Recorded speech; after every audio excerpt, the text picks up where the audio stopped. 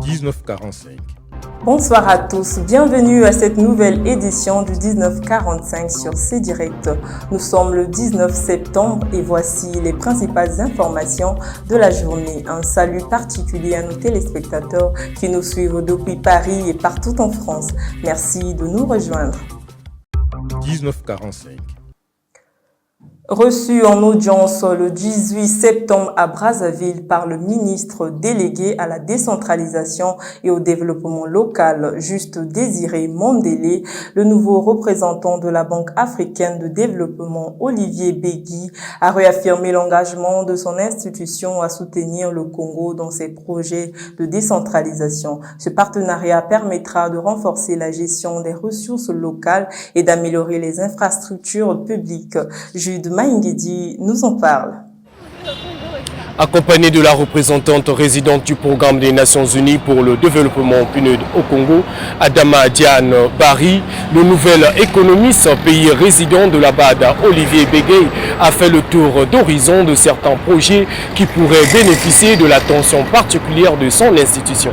Cette visite a permis de faire le contour sur l'ensemble des initiatives, des projets de développement au sein du ministère et de voir dans quelle mesure la BAD pourrait accompagner le gouvernement à la mise en œuvre de ces programmes. Parmi les projets qui pourraient intéresser la BAD, il y a le programme d'accélération du développement communautaire PADEC que le gouvernement entend lancer sous peu avec l'appui du PNUD. Pour la partie congolaise, le développement local requiert des infrastructures de tout type et la BAD serait un partenaire de taille. En effet, le PADEC est une offre des services intégrés du bureau régional du PNUD pour l'Afrique visant à aider 50 millions d'Africains à sortir de la pauvreté multidimensionnelle d'ici 2026 et à rétablir l'équité territoriale dans différents pays.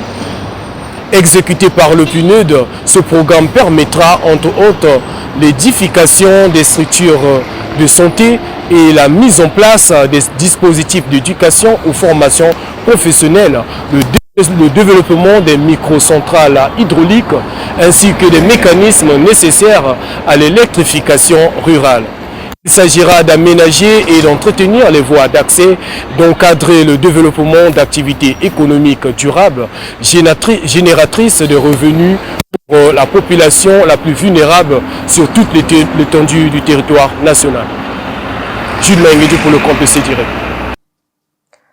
Le 18 septembre, le député maire de Brazzaville, Dieudonné Bachimba, a rencontré l'ambassadeur des États-Unis au Congo, Eugène Yongo, pour discuter des perspectives de coopération décentralisée entre les USA et la ville de Brazzaville. Cette collaboration devrait ouvrir la voie à des projets de développement local, avec un accent particulier sur les infrastructures et la gouvernance urbaine. Durville Mandélé nous en dit plus.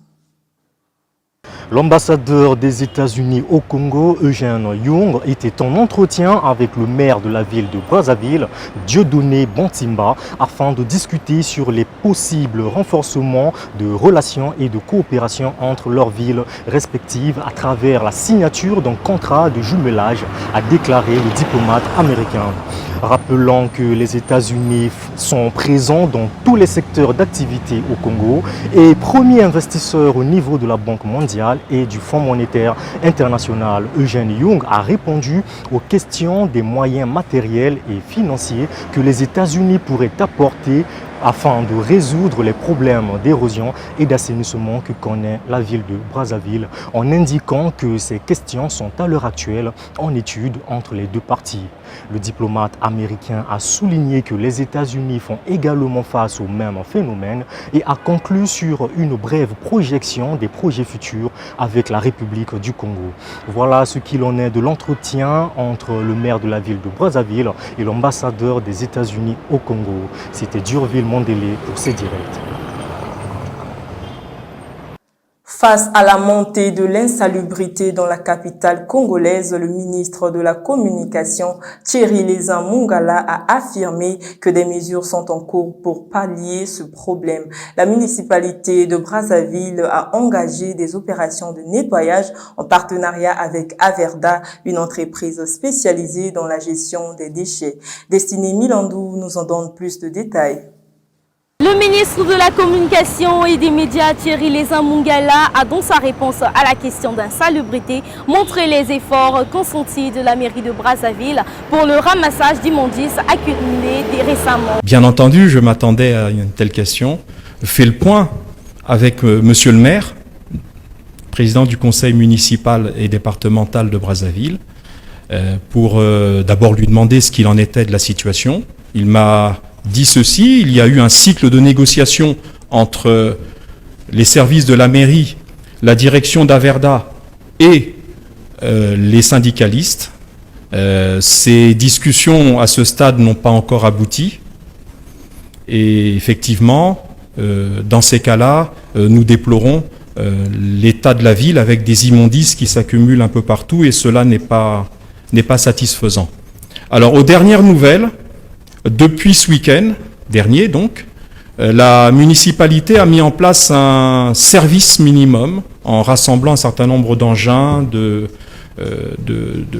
d'équipements pour effectuer un ramassage. Mais malheureusement, compte tenu de l'étendue des immondices à collecter, les moyens qui ont pu être trouvés par la mairie sur le plan des équipements n'ont pas suffi.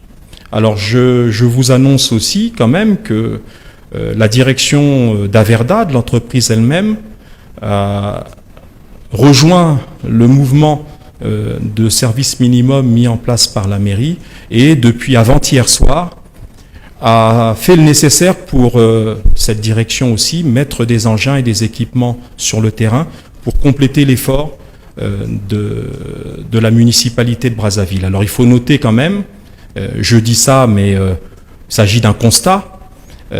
Averda est déployé non seulement à Brazzaville, à Pointe-Noire, mais aussi à Oyo. Il est à constater que les travailleurs de ces différents sites bénéficient ou disposent des mêmes conditions de travail, d'une rémunération identique.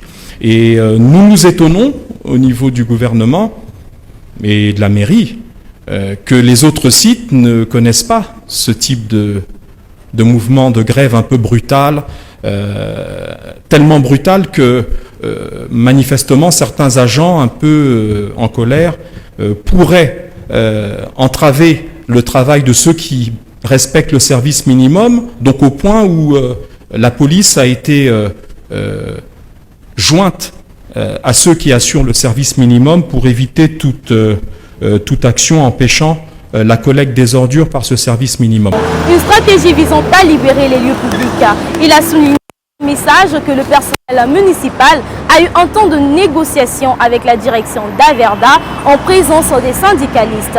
N'ayant pas abouti, engageant ainsi la municipalité de Brazzaville de s'impliquer dans le service minimum d'équipement constitué d'engins pour rendre plus salubre la ville quand même il ne répond pas vu l'étendue du territoire. Destiné Milandou, c'est direct. Le 18 septembre s'est ouvert à Brazzaville la 86e session du Conseil national de l'éducation préscolaire, primaire et secondaire, centrée sur les défis de l'éducation non formelle. Les experts se penchent sur les solutions pour intégrer l'éducation informelle dans le système éducatif congolais, une étape cruciale pour combler les lacunes en matière de formation. Trej Makaya nous en parle. L'éducation non formelle est au cœur du système éducatif congolais et recouvre maintenant la quasi-totalité des programmes et processus de l'éducation individuelle et sociale en dehors du cursus éducatif officiel en République du Congo, puisque l'avenir d'une bonne partie de la jeunesse de ce pays se trouve dans ce secteur. Il revient donc de le dynamiser en s'assurant que chaque Congolais, quelle que soit sa situation socio-économique, ait accès à l'éducation, a indiqué le ministre de l'enseignement préscolaire, primaire, secondaire et de l'alphabétisation, Jean-Luc Moutou, ouvrant les travaux de la 26e session du Conseil national de l'éducation préscolaire, primaire, secondaire et de l'alphabétisation. Les participants à la 26e session du Conseil national de l'éducation préscolaire, primaire, secondaire et de l'alphabétisation ont analysé les points forts et faibles du système éducatif tout en posant les jalons de la rentrée scolaire 2024-2025. Voilà, c'était tout ce qu'il y avait à dire sur l'éducation nationale au Congo. C'était Tresh Makaya depuis Brazzaville pour C-Direct. Les victimes de crimes de guerre commis en 2019 dans le nord-ouest de la République centrafricaine ont commencé à recevoir des réparations financières. La Cour pénale spéciale a distribué des compensations aux familles des victimes et des kits de dignité aux femmes violées. Une étape importante vers la justice. Marem Soda Koulibaly nous en dit plus. Les victimes des crimes de guerre de 2019 dans le nord-ouest de la République centrafricaine ont reçu des réparations financières pour les familles et des kits de dignité pour les femmes violées. Les trois principaux auteurs des crimes commis dans les villages de Kundjili et Lemuna ont été condamnés par la Cour pénale spéciale à 20 ans pour Mamat Tahir et Ousmane Yaouba contre 30 ans d'emprisonnement ferme pour Issa Saleh Adoum. Le montant des réparations financières accordées aux victimes s'élève à 18 855 000 francs CFA, soit 28 500 €, octroyés par le Bureau de la démocratie des droits de l'homme du département d'État américain. Le service d'aide aux victimes et de la défense a remis les réparations prononcées par la Chambre d'appel aux victimes le 31 août. Les victimes se réjouissent alors de la condamnation des criminels et des réparations reçues atteignant une partie de leur peine. C'était Marem Soda Koulibaly pour C-Direct. Le 17 septembre, lors d'une session à New York, le secrétaire général adjoint de l'ONU, Navid Hanif, a mis en lumière les progrès inégaux dans la transformation numérique mondiale. Il a exhorté la communauté internationale à accélérer les efforts pour combler la fracture numérique, particulièrement dans les pays en développement. Images et commentaires. Les experts de l'ONU ont souligné les progrès inégaux de la transformation numérique dans le monde, exhortant à accélérer les efforts pour combler la fracture numérique, en particulier dans les régions en développement. Le développement de l'administration numérique a connu une tendance significative à la hausse. C'est une bonne nouvelle, et ce dans le monde entier, toutes les régions tirant parti de la technologie pour renforcer les services publics et améliorer l'engagement des citoyens. Cette évolution s'est accélérée au cours de la reprise après la pandémie. Si toutes les régions ont progressé dans divers domaines, le rythme de développement a été inégal et les disparités régionales en matière de développement numérique persistent. Il reste encore 1,37 milliard de personnes du mauvais côté de la fracture numérique qui n'y ont pas accès.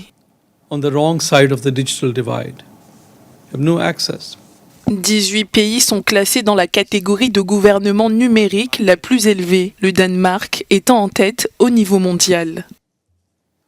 Au Ghana, le Congrès démocratique national, principal parti de l'opposition, a mené une manifestation aux côtés de groupes de la société civile pour exiger un audit judiciaire des listes électorales. Les manifestations se poursuivent alors que le gouvernement est sous pression pour garantir la transparence des prochaines élections. Images et commentaires. Au Ghana, le parti d'opposition, le Congrès démocratique national, NDC, est descendu dans la rue aux côtés de groupes de la société civile pour exiger un audit judiciaire des listes électorales. Le NDC affirme que près de 300 000 anomalies ont été découvertes. Cet audit indépendant, nous disons que le programme de développement des Nations Unies doit le faciliter.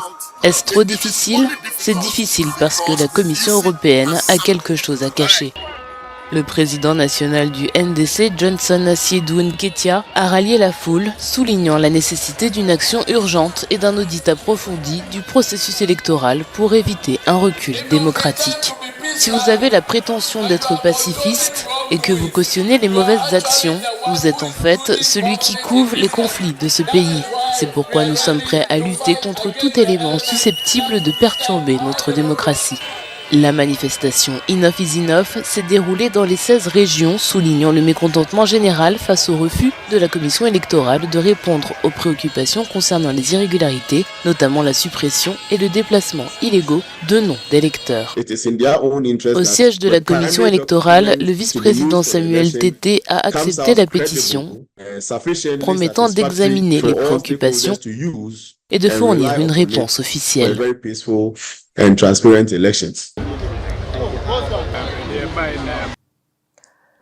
Le variant clade 1B du Mpox continue de se propager en République démocratique du Congo, faisant de Kamituga dans le sud Kivu l'épicentre de cette épidémie. Le virus touche toutes les catégories de la population et présente un risque accru de transmission. Les autorités sanitaires et l'OMS multiplient les efforts pour contrôler la situation. Images et commentaires. Détecté en septembre 2023, le nouveau variant de Mpox baptisé clade 1B continue de sévir en République démocratique du Congo. Kamituga, dans le sud Kivu, est l'épicentre de la maladie touchant adultes, adolescents et enfants. Selon l'Organisation mondiale de la santé, cette souche est potentiellement plus transmissible et dangereuse. Je ne savais pas que les enfants pouvaient être atteints de cette maladie, je pensais qu'elle concernait que les adultes. Quand j'ai découvert que des enfants étaient également traités ici, cela m'a profondément choqué. Voir des enfants dans cette situation m'a fait prendre conscience de la gravité de la situation. Kamituga enregistre en moyenne 5 nouveaux cas par jour et l'hôpital de la ville est souvent proche de la saturation. Depuis le début de l'épidémie, près de 1000 personnes ont été infectées ici et au moins 8 d'entre elles sont décédées. Au début, ce n'était qu'un simple bouton sur mon visage. J'ai appliqué un médicament pour les yeux pensant qu'il disparaîtrait rapidement. Mais après quelques jours, d'autres boutons ont commencé à apparaître. C'est à ce moment qu'on m'a dit qu'il s'agissait d'une maladie et qu'il était nécessaire de me rendre à l'hôpital pour un traitement. Considérée comme le centre commercial de la province du Sud Kivu, cette ville minière qui compte environ 300 000 habitants attire en permanence des mineurs, des travailleurs du sexe et des commerçants ambulants. En majorité des cas, ce sont les jeunes à partir de 14 ans jusqu'à 35 ans, les adultes. Et puis, vous avez aussi des enfants de moins de 5 ans qui sont malheureusement touchés. La RDC a déjà reçu plus de 265 000 doses de vaccins contre le Mpox. Les campagnes de vaccination devraient débuter dès le mois d'octobre, mais pourraient ne pas toucher les zones reculées. C'est ainsi que se termine notre édition de ce soir. Merci de nous avoir suivis. Nous vous souhaitons une excellente soirée et restons à vos côtés avec nos prochains programmes. Bonsoir et à très bientôt sur C-Direct.